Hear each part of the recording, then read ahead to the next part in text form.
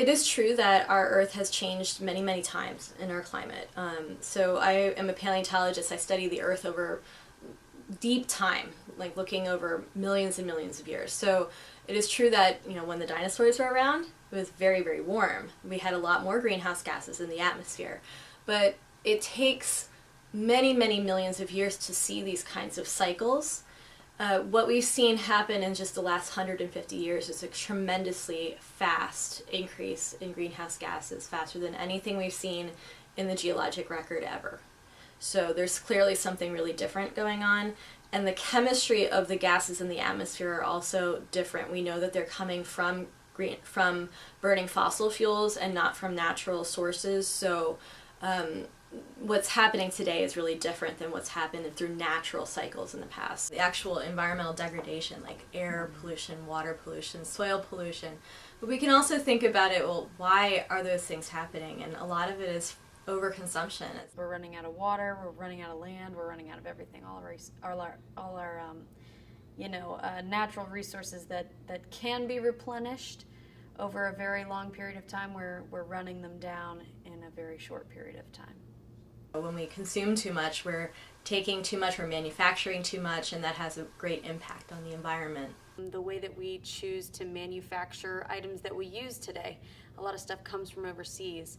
That's bad for the environment because of all the transportation that's needed to ship the natural resources that we have in this country overseas and then ship a finished product back here. So a lot of that is, coal, oil, natural gas based pollution. I think buying local, especially when we're thinking about food, does have less of an impact on the environment. Not only are you benefiting our community economy more directly, but you can also find out a lot more about your food. So if you're buying directly from a farmer or from someone who, is familiar with the farm, you find out, what sort of resources do they use? Do they do something that's sustainable, which is good information for, the consumer to know. Do they use pesticides, which is that's so important for a lot of people. When you're using GMOs that are, genetically giving plants the ability to resist weeds or other bugs, and then you're eating that, and whether or not it's sprayed on or genetically inserted, you're going to be eating some pesticide of whatever variety. So you have to ask yourself, what do we want to do about this? Are we going to keep letting this problem go so that we have even bigger scale environmental problems, or do we make choices that are better for the environment? You can make an eco-sustained farm that takes dangerous CO2 out. We can fix what we've done, essentially. Not completely, because we can't change the temperature. But what we can do is help take care of a lot of what we've done in terms of damaging the ozone layer. And we do that by a very specific type of farming.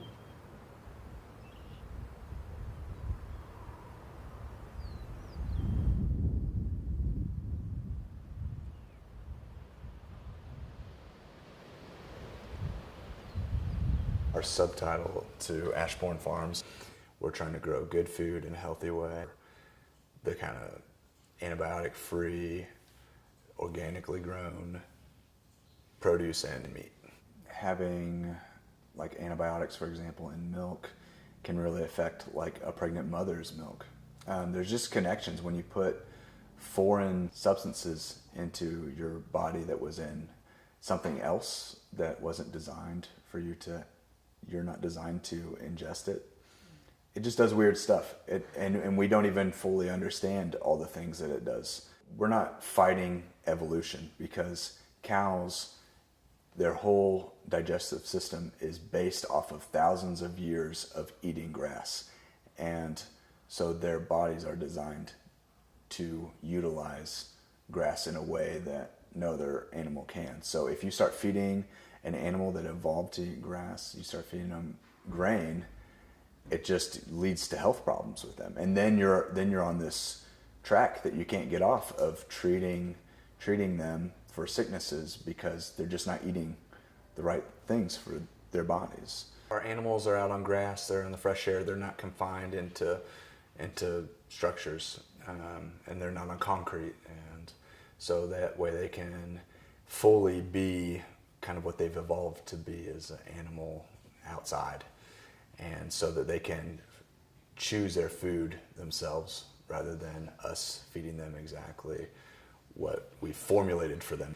They can go and drink water when they want to, and that's just a really healthy way to let them grow. When you have a more diverse palate and sunshine, a lot can be cured by just going outside and building up your immune system. So we're allowing our animals to have more highly functioning immune systems. We should buy local because it has, like we've talked about, some health benefits that are becoming understood, but also it has economic benefits, and it also has a lot of benefits for creating human interaction and improved relationships. There's a lot you can learn from your food when you're buying it from the person who grew it. There's just a holistic thing that happens when you buy a local that really serves the whole community.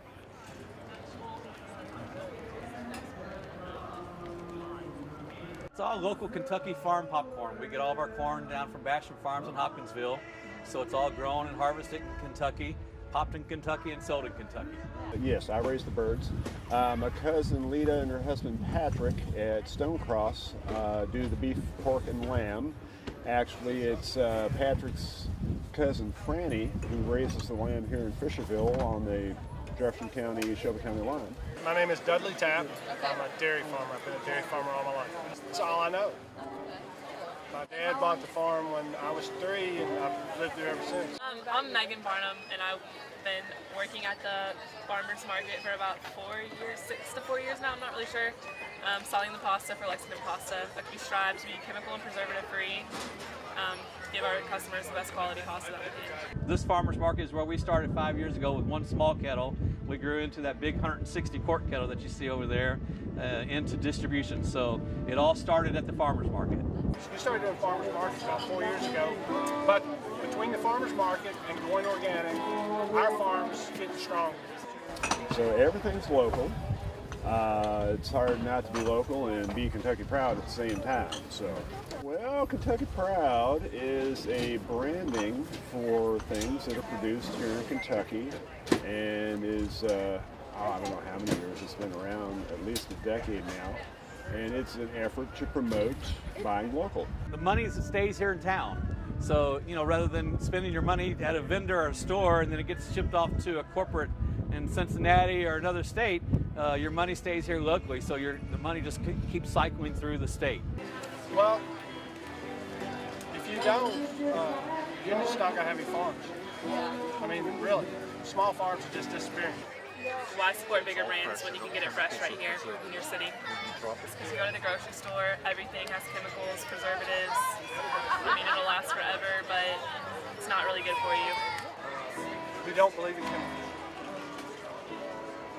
It's easy if you have a problem in your corn or whatever. I can go down to the store and they'll tell me a chemical I can spray on it and make it better. If there were more people like me growing and raising poultry and had some quantity, Kroger and Walmart, I'm sure, would buy from us, but they go to the Tysons of the world, to the big egg producers. Generally, typically, there are 10,000 bird-laying houses, no windows, lights on for 14 hours a day to make them think it's perpetual summer. They never see a blade of grass, take a dust bath, chase each other under a shade tree. So the only kitchen test we have for is this a free-range egg is how orange is that yolk. The oranger the yolk is a sign that that bird has been out eating plants, been getting chlorophyll. Well, we're an organic farm, and we're in all grass. We feed no grain at all. Well, they're a lot healthier. And they're doing what they were meant to do. I mean, cows were not put here to eat grain. It's not natural for them. So if you're going to buy local and you want to eat healthy, find your farms that you trust in, and ask that farmer, can I come to your farm?